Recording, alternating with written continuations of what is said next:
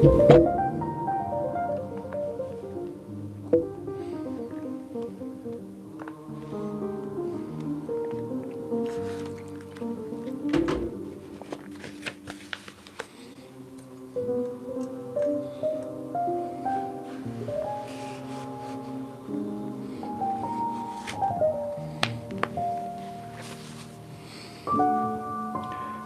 edge is a site of co-presence, or the world's knowing and our own knowing touch.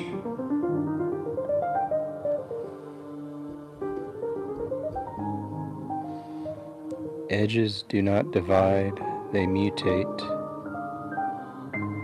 Edges do not divide, they unite.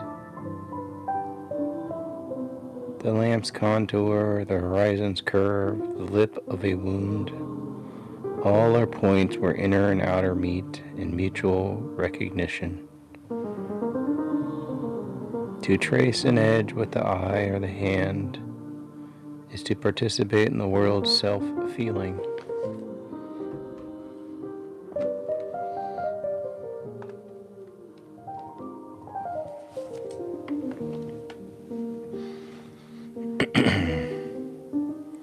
Every edge bends two ways, outward into the world, inward into awareness. An edge is a hinge, not a line. It joins the seen and the seer, the touched and the toucher in a single curvature of reciprocity. This double articulation, convex towards world, concave towards consciousness, is the anatomy of encounter. The body's edges and the world's edges are continuous. They share one flesh. My eyes follow the world's contours because they are made of the same tissue of light. Touching the world, I touch myself. The edge of my hand meets the edge of the table in a single event of being, not two. Presence is impossible except as co-presence. No thing exists alone. Every entity exists with others, with the world, with awareness itself. Edges are the grammar of the withness, the syntax through which being conjugates itself as multiplicity. True inquiry is deep play at the edges of knowing. The philosopher's thought, the mystic's prayer, the scientist's question, all are forms of this play. It is serious because it risks dissolution. It is play because it delights in not knowing. It is serious because it risks dissolution.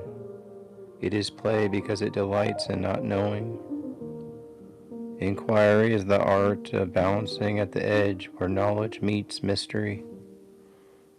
Not knowing is not ignorance, but the birth of openness. To be innocent is to rest at the living threshold of discovery. This innocence is the open space in which revelation happens. The bright seam between what is seen and what sees. The bright seam between what is seen and what sees. It is the true condition of freedom. Because being is inexhaustible, inquiry is limitless. No corner cannot be questioned, for the question itself is the movement of being. Every impasse becomes a portal. Inquiry is not a method, but the self-renewing metabolism of reality. Edges reveal being's wish to be felt. Whatever form ends, sensitivity begins. An edge is a site of revelation because it demands participation. The world feels itself through our touch. Revelation is not received from above. It occurs at the meeting point of flesh and world. All edges meet in one horizon, the total simultaneity of being with itself. The world is an interplace of edges, a choreography of conjunctions. Each co-presence mirrors the whole. The mystery of being is that it happens all at once, totum simul, as a single radiant coherence. Being plays itself through the translucency of its own edges. Reality is not a system of objects, but a luminous play of boundaries within foundries, within more boundaries, endlessly folding and releasing. Reality is not a system of objects, but a luminous play of boundaries within boundaries, endlessly folding and releasing. Each act of perception is the universe regarding itself through the aperture of your attention. You are not in the world, you are the world's way of seeing its own edge. The end of inquiry is the beginning of openness, and the beginning of openness is the endlessness of being. When the question and the answer dissolve into one another, what remains is the spacious joy of revelation itself. Openness is not an attitude, but the very substance of consciousness, the original light that illuminates both body and world. In the light, all edges shine. The exploration of being is not a journey through outer space, but through the immensity of consciousness itself. The soul travels by means of attention. Its map is experience, its vehicle, inquiry. Each question is a propulsion across the invisible continuum of awareness. Every method arises from the realization it seeks. A practice is shaped by a view of reality. Only a method born from enlightenment can lead to enlightenment, as a craft from one star can return to that star's light. True nature is formless. Reality is the manifestation in form. Forms are ice, snow, and vapor. Essence is water.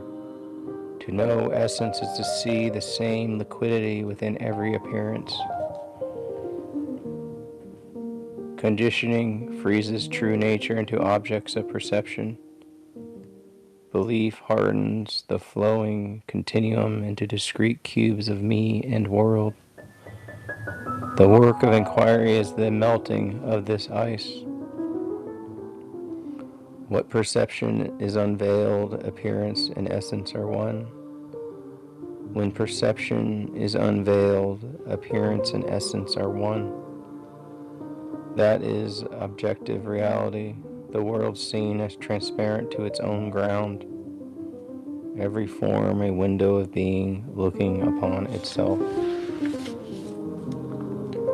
True nature must be discriminate before it can be realized. To orient the journey, the traveler must learn to sense the invisible. To orient the journey, the traveler must learn to sense the invisible medium within all forms. As a diver feels the sea more than the fish.